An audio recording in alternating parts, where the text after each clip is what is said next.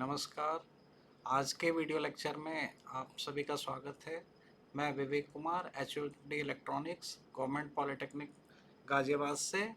आज का जो हमारा टॉपिक है वो है बेसिक्स ऑफ एम्पलीफायर।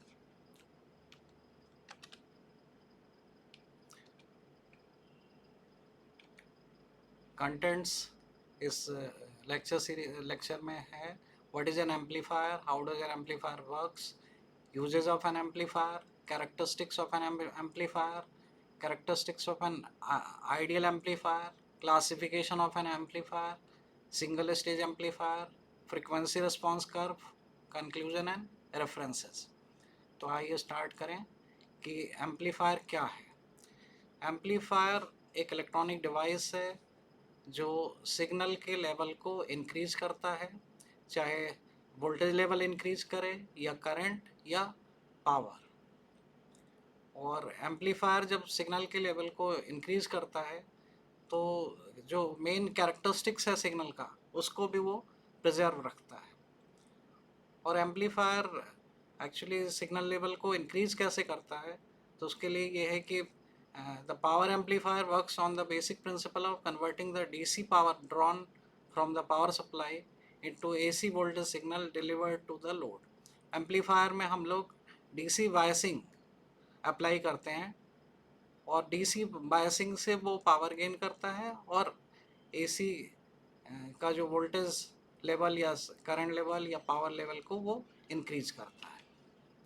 ये आप देख सकते हैं, ब्लॉक डायग्राम है एम्पलीफायर का। इसमें एम्पलीफायर सर्किट जो है, ये बीच में एम्पलीफायर सर्किट है, इधर इनपुट सिग्नल है। और इनपुट सिग्नल आप देखेंगे इसका जो लेवल है वो बहुत कम है, बहुत स्ट्रेंथ इसकी कम है। और हम एक्चुअल में लेवल को बढ़ाना चाह रहे हैं, क्योंकि बिना लेवल बढ़ाए हम स्पीकर को या फिर आगे जो भी डिवाइस ऑपरेट कराना चाहते हैं उसे हम यूज नहीं कर सकते, इसलिए हमें एम्पलीफायर की आवश्यकता पड़ती है।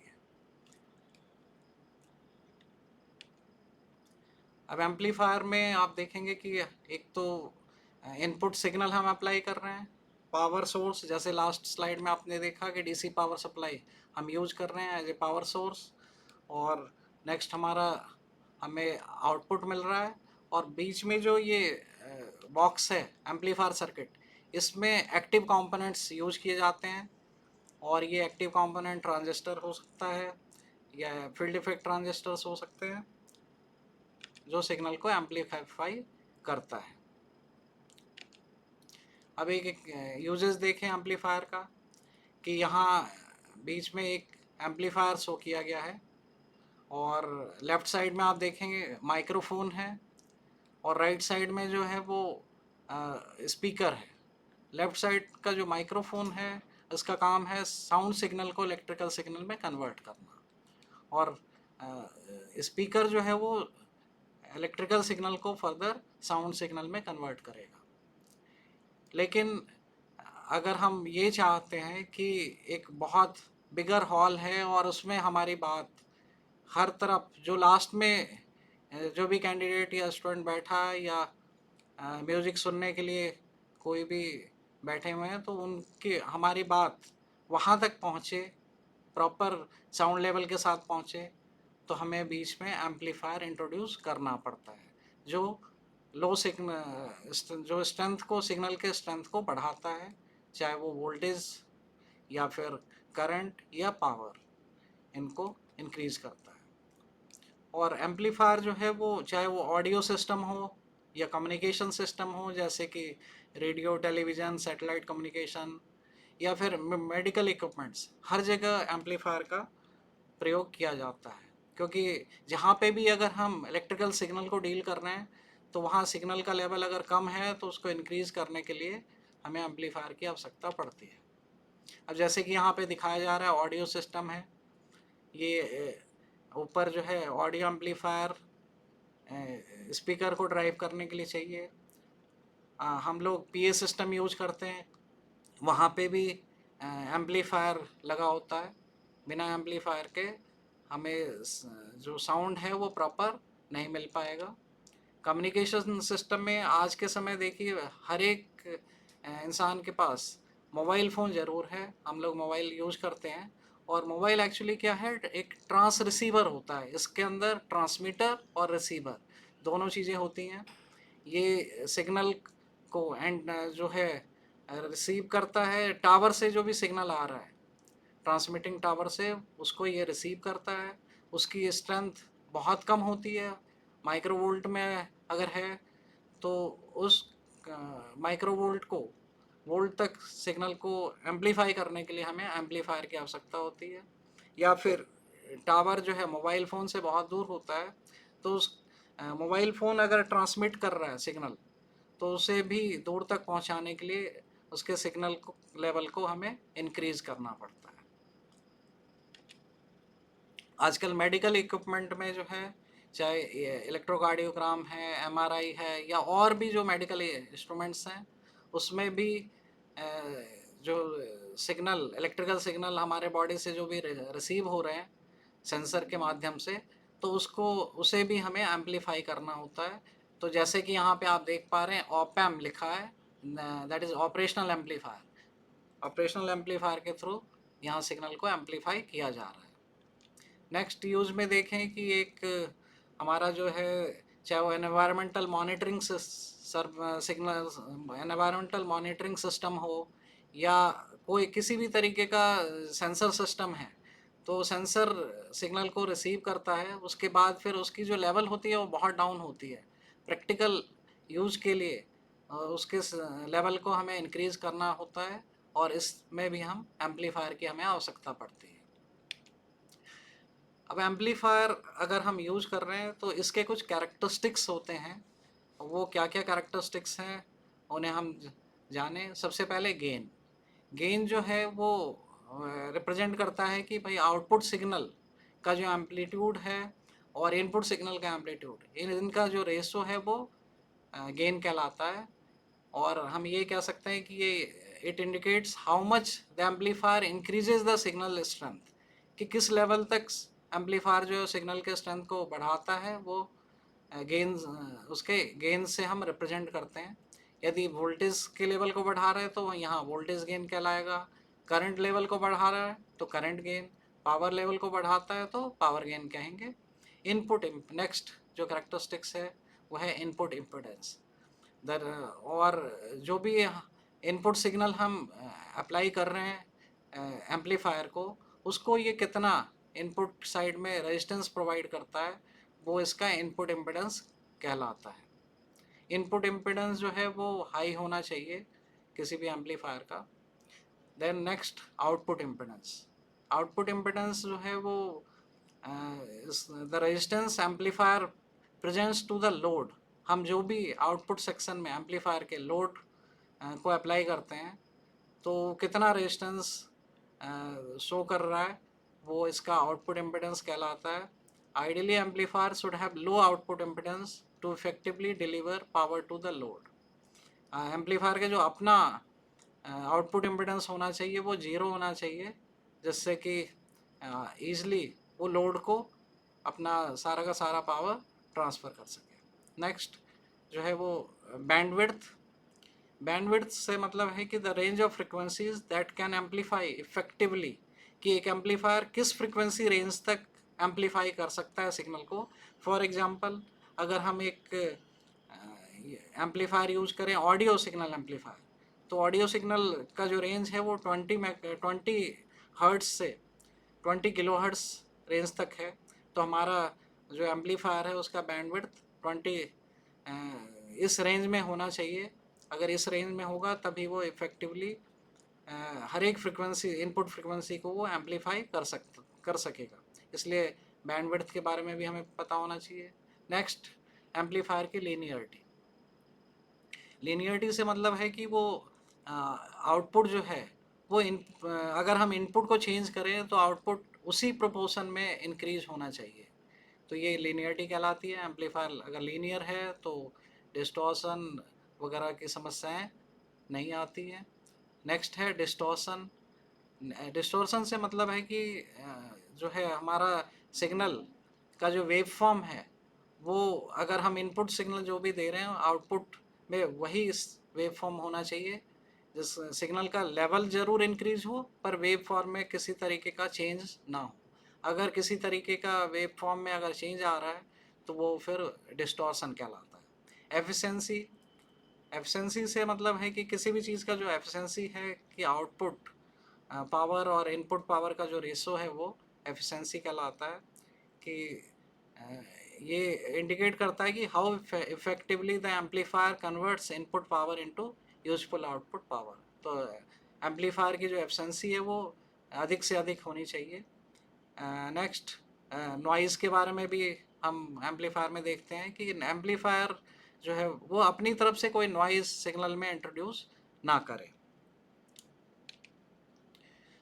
अब required characteristics of an ideal amplifier देखें कि हमारे पास रिक्वायर्ड कैरेक्टरिस्टिक्स क्या होनी चाहिए एम्पलीफायर की। तो high gain for bandwidth of operation, जो भी हम बैंडविड्थ सेलेक्ट कर रहे हैं कि हम इस बैंड में फ्रिक्वेंसी रेंज में यूज करेंगे तो वहाँ हमारा एम्पलीफायर का गेन हाई होना चाहिए।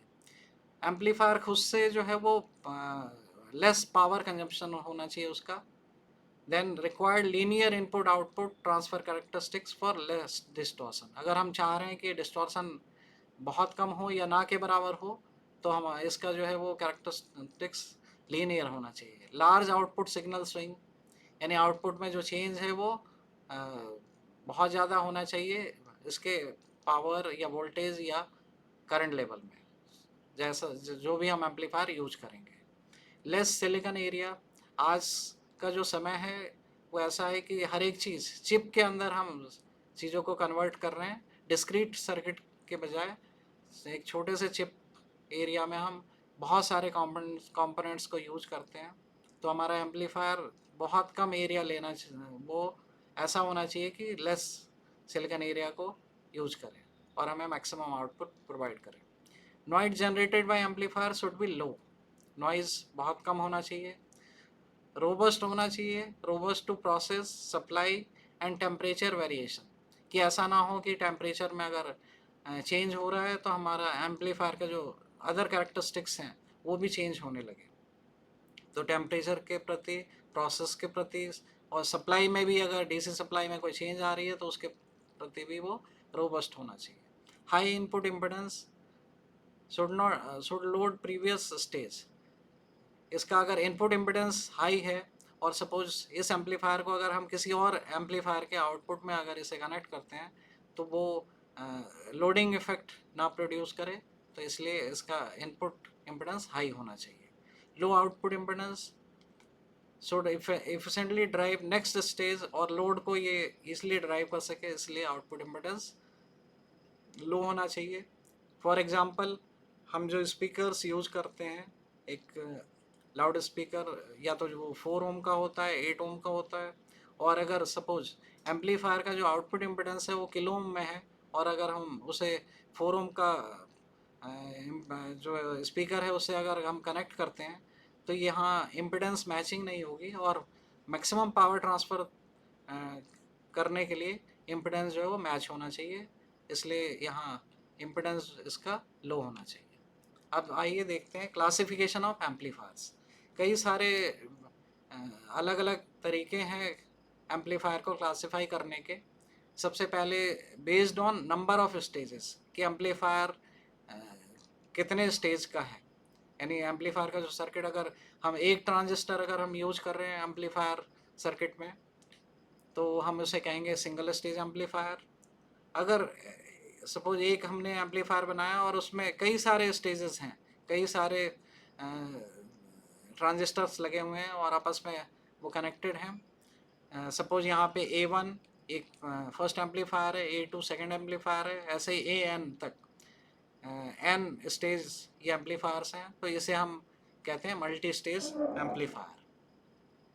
Next, on the basis of output, कि हम आउटपुट में क्या लेना चाह रहे हैं। अगर हम वोल्टेज लेना चाह रहे हैं तो इसे हम कहेंगे वोल्टेज एम्पलीफायर। इधर डायग्राम में भी देखिए आउटपुट वोल्टेज ले रहे हैं।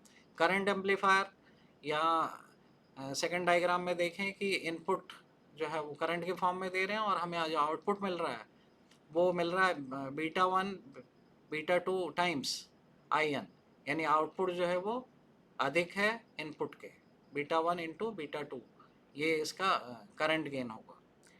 थर्ड, पावर एम्पलीफायर, यदि एम्पलीफायर पावर लेवल को, हमें आउटपुट जो है वो पावर लेवल पे हम कंसंट्रेट कर रहे हैं और पावर को एम्पलीफाई कर रहा है, तो इसे हम पावर एम्पलीफायर कहेंगे। Classification on the basis of input signals, कि इनपुट सिग्नल हमारा जो है वो लो लेवल का है, तो इसे हम कहते हैं small signal amplifier. Small signal amplifiers को हम वोल्टेज एम्पलीफायर भी कहते हैं। और दूसरा हमारा है लार्ज सिग्नल एम्पलीफायर। यदि पावर एम्पलीफायर को हमें ड्राइव करना है तो हमारा सिग्नल का लेवल जो है वो लार्ज होना चाहिए, इसलिए इस तरह के एम्पलीफायर्स को लार्ज सिग्नल एम्पलीफायर्स कहते हैं, और पावर एम्पलीफायर एक लार्ज सिग्नल एम्पलीफायर है। बेस्ड ऑन फ्रिक्वेंसी रेंज, अगर हम ऑडियो फ्रिक्वेंसी रेंज में एम्पलीफायर को यूज कर रहे हैं, for example 20 hertz to 20 kilo hertz, तो इस फ्रिक्वेंसी ऐसे एम्पलीफायर को हम कहेंगे ऑडियो एम्पलीफायर्स। यदि हम 20 किलो हर्ट्ज से above 20 kilo hertz to 300 gigahertz तक के जो एम्पलीफायर्स हैं, तो इसे हम रेडियो एम्पलीफायर्स कहते हैं। यानी हम अगर रेडियो फ्रिक्वेंसी यूज कर रहे हैं, उसे हमें एम्पलीफाई करना है, तो हम रेडियो एम्पलीफायर्स यूज करेंगे। Next, classification on the basis of mode of operation. अगर हम क्लास इसमें ये 4 मोड्स ऑफ ऑपरेशन है: class A amplifier, class B amplifier, class C amplifier, class A B amplifier. Class A amplifier से मतलब है कि हमारा जो आउटपुट, जो करंट फ्लो होगी हमारे ट्रांजिस्टर में, या आउटपुट करंट जो हमें मिलेगी, वो इनपुट के अगर 360 डिग्री पे के लिए मिल रही है, यानी पूरा का पूरा पॉजिटिव और नेगेटिव दोनों हाफ साइकिल के लिए अगर हमें आउटपुट करंट प्राप्त हो रही है, तो उसे हम कहते हैं class A amplifier. Class A amplifier की एफिशिएंसी जो है वो बहुत कम होती है। देन क्लास बी एम्पलीफायर में हम देखेंगे कि क्लास बी एम्पलीफायर में सिर्फ 0 मतलब 180 एक जो आपका हाफ साइकिल है पॉजिटिव या नेगेटिव, इसके लिए हम ट्रांजिस्टर जो करंट है, कलेक्टर करंट फ्लो होती है एम्पलीफायर के अंदर। क्लास ए बी एम्पलीफायर, ये क्लास ए और क्लास बी दोनों का मिक्स है। इसमें जो कंडक्शन होती है वो 180 360 से कम और 180 से अधिक के लिए कंडक्शन करंट फ्लो होती है इसमें। और क्लास सी एम्पलीफायर जो है वो 0 टू मतलब 180 से कम के लिए ही उसमें कंडक्शन होता है। फॉर एग्जांपल यहाँ पे लिखा है 100 degree to 150 degree practically conduction use होता है। सबसे अधिक जो एफिशिएंसी होती है वो क्लास सी एम्पलीफायर की होती है। Next, based on coupling methods. अब फॉर एग्जांपल जैसे आपने देखा स्टार्टिंग में कि हमने सिंगल स्टेज एम्पलीफायर था, और चूंकि सिंगल स्टेज एम्पलीफायर का गेन जो है वो कम होता है, हमें अगर वोल्ट गेन्स बढ़ाना है, इंक्रीज करना है, तो हमें कई सारे एम्पलीफायर्स को एक साथ इंटरकनेक्ट करने होते हैं। और ये यदि हम आरसी कपलिंग यूज करते हैं कनेक्ट करने के लिए, फॉर एग्जांपल यहाँ देखिए डायग्राम में फर्स्ट स्टेज है, ये सेकंड स्टेज है, ये दोनों आर और सी के माध्यम से इंटरकनेक्टेड हैं। First stage second first stage का जो आउटपुट है वो सेकंड स्टेज के इनपुट को आर और सी के माध्यम से, रजिस्टर और कैपेसिटर के माध्यम से कनेक्शन है, तो इसे हम कहते हैं RC coupled amplifier. Next, RC coupled amplifier use RC coupling use करने के बजाय यहाँ आप देखें कि ट्रांसफार्मर, एक स्टेज को दूसरे स्टेज से कनेक्ट करने के लिए एक ट्रांसफार्मर यूज किया जा रहा है, तो ऐसे एम्पलीफायर को हम ट्रांसफार्मर कपल्ड एम्पलीफायर कहते हैं। और थर्ड में देखें कि डायरेक्ट हम जो फर्स्ट स्टेज ऑफ एम्पलीफायर है उसका कलेक्टर को सेकंड स्टेज का जो एम्पलीफायर है उसके बेस से हम डायरेक्ट कनेक्ट कर रहे हैं, इसलिए हम इसे डायरेक्ट कपल्ड एम्पलीफायर कहते हैं। ये तीनों ही मल्टी स्टेज एम्पलीफायर के एग्जांपल्स हैं। Next, based on transistor configuration, कि हम जो ट्रांजिस्टर यूज कर रहे हैं उसे किस कॉन्फ़िगरेशन में यूज कर रहे हैं। एक्चुअली ट्रांजिस्टर में 3 टर्मिनल होते हैं। जो बीजेटी ट्रांजिस्टर हमारा कलेक्टर, बेस और एमीटर। यदि हम एमीटर को कॉमन रखते हैं दोनों इनपुट और आउटपुट साइड में, और अप्लाई अगर हम इनपुट अप्लाई कर रहे हैं बेस और एमीटर पे और आउटपुट हम ले रहे हैं कलेक्टर और एमीटर से, तो इस तरह के कॉन्फ़िगरेशन को हम कहते हैं common ammeter amplifier. Next common base amplifier, इसमें इनपुट जो है वो एमीटर और बेस पे अप्लाई करते हैं और आउटपुट कलेक्टर और बेस से हम प्राप्त करते हैं, यानी यहाँ पे बेस कॉमन है। थर्ड कॉमन कलेक्टर एम्पलीफायर में हमारा कॉमन जो है इनपुट तथा आउटपुट में कॉमन कलेक्टर टर्मिनल होता है, और इनपुट हम बेस और कलेक्टर के बीच अप्लाई कर रहे हैं और आउटपुट हम कलेक्टर और एमीटर और कलेक्टर के बीच आउटपुट हम प्राप्त करते हैं। नेक्स्ट हम देखें सिंगल स्टेज ट्रांजिस्टर एम्पलीफायर, इसके बारे में देखते हैं। सबसे बेसिक हमारा ये एम्पलीफायर है, और चूँकि इसमें एक ट्रांजिस्टर हम यूज़ कर रहे हैं, यहाँ पे जैसे NPN ट्रांजिस्टर है इसे हम यूज़ कर रहे हैं, तो इसे हम कहते हैं सिंगल स्टेज एम्पलीफायर। अब इसमें बायसिंग सर्किट है R1, R2, RC और RE। ये जो चार हमारे रजिस्टर्स हैं ये बायसिंग के लिए यूज हो रहे हैं, और इसका काम जो है biasing circuit must establish a proper operating point, otherwise a part of negative half cycle of the signal में be cut off in the output. तो बायसिंग हमारा जो है वो एक और इसका कार्य होता है प्रॉपर DC वोल्टेज हर एक यानी इसका जो बेस है कलेक्टर एमीटर इन सारे जंक्शंस पे प्रॉपर DC वोल्टेज प्राप्त होता रहे। और एम्पलीफायर के केस में जो क्वेश्चन पॉइंट होता है वो DC लोड लाइन के मिडल में होना चाहिए, तो इसलिए बहुत आवश्यक है कि प्रॉपर इसकी बायसिंग हो। नेक्स्ट हम देखें बायसिंग रजिस्टर्स के बाद बहुत इम्पोर्टेंट है इनपुट कैपेसिटर Cin। ये इनपुट कैपेसिटर Cin जो है वो इनपुट सिग्नल को बेस में हम इनपुट सिग्नल को अप्लाई करने के लिए यूज़ करते हैं। साथ ही इसका जो कैपेसिटर है ये DC को ब्लॉक करता है, तो जो पावर सप्लाई हमारा DC सप्लाई उसे और AC जो हमारा सिग्नल का सोर्स है इन दोनों को आपस में इंटरेक्शन से रोकता है। ये AC को तो पास करता है और DC को ब्लॉक करता है। Next emitter bypass capacitor. अब आप देखें एमीटर रजिस्टर जो RE है इसके पैरेलल में एक कैपेसिटर यूज करते हैं C, और ये कैपेसिटर कहलाता है emitter bypass capacitor. An emitter bypass capacitor C is used in parallel with RE to provide a low reactance path to amplified AC signal। यदि हम इसे यूज नहीं करेंगे तो हमारा एम्पलीफायर का जो गेन है ड्यू टू नेगेटिव फीडबैक ये डिक्रीज हो जाता है, इसलिए गेन को प्रॉपर बनाए रखने के लिए हमारा ये एमिटर बाईपास कैपेसिटर इस सर्किट में यूज किया जाता है। Next CC। अब आप यहाँ देखें कपलिंग कैपेसिटर है, ये जो भी हमें आउटपुट यहाँ प्राप्त हो रहा है वो आउटपुट को लोड से कनेक्ट करने के लिए, यानी आउटपुट प्रॉपर लोड से कनेक्ट हो, और या लोड या फिर नेक्स्ट स्टेज अगर हम एम्पलीफायर में यूज करेंगे तो उसे भी कनेक्ट करने के लिए हम कपलिंग कैपेसिटर यूज करते हैं। और ये भी कपलिंग कैपेसिटर जो है वो DC को ब्लॉक करता है और AC को पास होने देता है।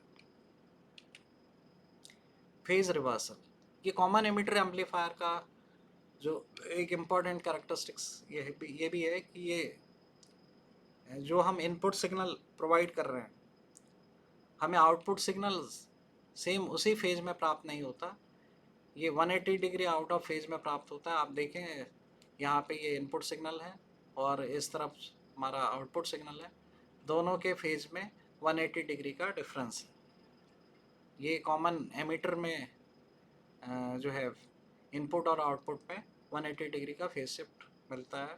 अगर हम अगर कॉमन बेस या कॉमन कलेक्टर एम्पलीफायर यूज़ करेंगे तो वहाँ इनपुट और आउटपुट दोनों के फेज शिफ्ट 0 डिग्री रहेंगे। जैसा हम इनपुट देंगे वैसे ही हमें उसी फेज में हमें आउटपुट भी प्राप्त होता है। अब हम देखें फ्रीक्वेंसी रिस्पॉन्स कर्व।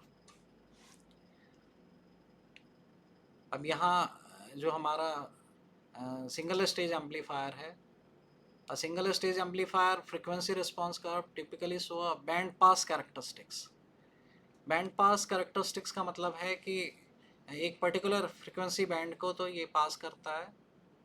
अब आप यहाँ देखें कि ये जो कर्व है एक्चुअली फ्रीक्वेंसी रिस्पॉन्स, ये हम एक ग्राफ ड्रॉ करते हैं, गेन एम्पलीफायर का जो गेन है और हम इनपुट फ्रीक्वेंसी जो अप्लाई कर रहे हैं एम्पलीफायर के इनपुट में, इन दोनों के बीच जो ग्राफ हम ड्रॉ करते हैं वो कहलाती है फ्रीक्वेंसी रिस्पॉन्स कर्व। अब आप फ्रीक्वेंसी रिस्पॉन्स कर्व में देखें इसके 3 फ्रीक्वेंसी रेंज है, फ्रीक्वेंसी रेंज। एक भी यहाँ से यहाँ तक, ये this is called mid frequency region. और अगर हम लोअर फ्रीक्वेंसी रेंज में आए तो ये है लो फ्रीक्वेंसी रीजन। और राइट साइड में आप देखें this is called high frequency reason.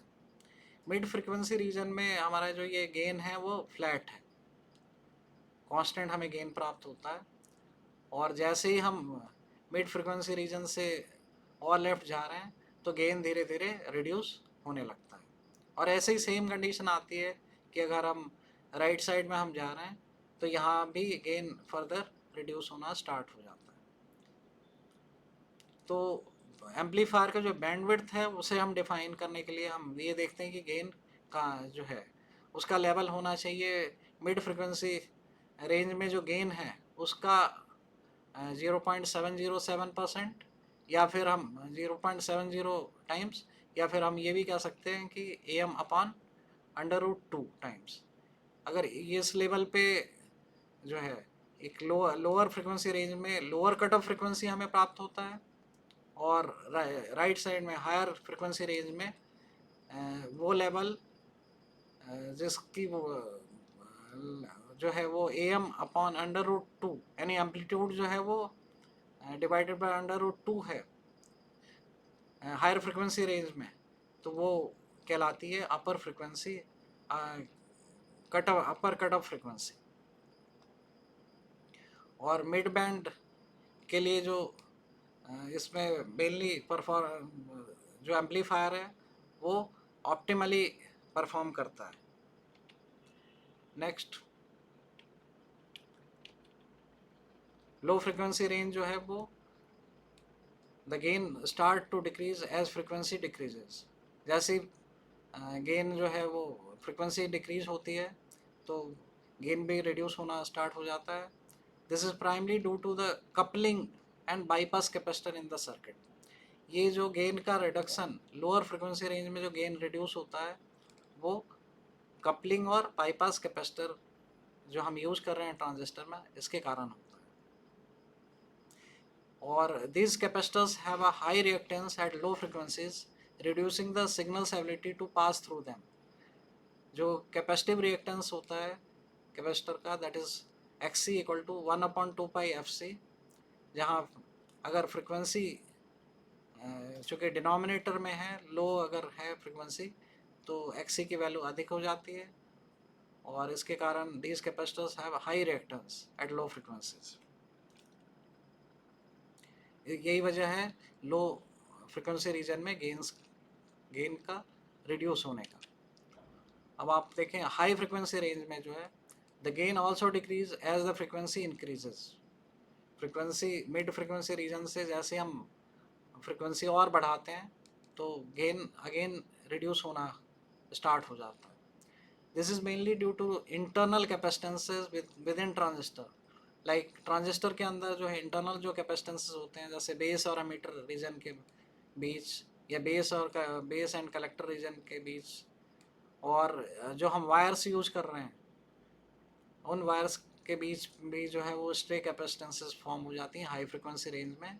इसके कारण जो है वो हमारा सिग्नल जो है वो ग्राउंड होने लगता है और हमारा आगे गेन जो है वो फर्दर रिड्यूस होता है। These capacitances acts as bypass path for the signal at high frequencies, reducing the gain, और वो गेन को फर्दर रिड्यूस करता है। अब हम देखिए कट ऑफ फ्रिक्वेंसी क्या है। F lower cut off frequency FL जो है वो लोअर कट ऑफ फ्रिक्वेंसी है, और FU जो है वो हायर कट ऑफ फ्रिक्वेंसीज है। These are the frequencies at which the gain drops to 0.707 of its mid band value, यानी AM जो है वो मिड बैंड वैल्यू है, तो गेन्स जो है वो 0.707 ऑफ AM जो है वहाँ पे हम लोअर फ्रिक्वेंसी रेंज में और हायर फ्रिक्वेंसी रेंज में दोनों में आप देखें ये लाइन जो ड्रॉ है, ये जो लाइन इस कर्व को इंटरसेप्ट कर रही है यहाँ पे, तो ये low frequency cut off frequency है और हायर रेंज में अपर कट ऑफ फ्रिक्वेंसी है। इन दोनों का जो डिफरेंस है वो बैंडविड्थ कहलाता है। बैंडविड्थ जो है वो FU माइनस FL। अब कंक्लूजन में हम देखें कि एम्पलीफायर आपने देखा कि हर जगह जहाँ पे भी अगर हम इलेक्ट्रॉनिक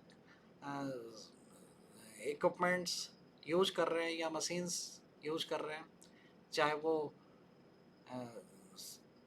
हमें साउंड को एम्पलीफाई करना है ऑडियो सिस्टम्स में, म्यूजिक सिस्टम्स में, या फिर म्यूजिकल इंस्ट्रूमेंट्स यूज कर रहे हैं, PA सिस्टम यूज कर रहे हैं, या फिर मेडिकल इक्विपमेंट्स यूज कर रहे हैं जहाँ हमारा इलेक्ट्रिकल सिग्नल है और उसके लेवल को हमें इंक्रीज़ करना है, तो हमें एम्पलीफायर की आवश्यकता पड़ती है। और कम्युनिकेशन सिस्टम में देखें कि आज के समय मोबाइल फ़ोन हम सभी के पास है, और मोबाइल फ़ोन में भी बिना एम्पलीफायर के हम जो है सिग्नल मोबाइल फ़ोन से हम ना तो सुन सकते हैं ना ही दूसरे एंड पे अपनी आवाज़ पहुंचा सकते हैं। इसके अलावा आज के सेशन में आपने ये भी देखा कि एम्पलीफायर का जो कैरेक्टरिस्टिक्स है उसके बारे में भी, input impedance, output impedance, bandwidth, distortion, efficiency, इसके बारे में भी आप सभी ने आज के लेक्चर में इसके देखा। और साथ में single stage amplifier, classification of amplifier, ये सब हमने आज डिस्कस किया है। और इस अल्टीमेटली लास्ट में मैं यही कहना चाहूँगा कि एम्पलीफायर को स्टडी करना बहुत अधिक आवश्यक है, क्योंकि बिना एम्पलीफायर के आज के समय कोई भी इलेक्ट्रॉनिक जो हमारे डिवाइस है और इक्विपमेंट्स हैं, सब एम्पलीफायर, सभी में एम्पलीफायर यूज किया जाता है। ये कुछ रेफरेंसेस हैं जहाँ से इस PPT को बनाने में हेल्प मिली है। Thank you very much for watching this video.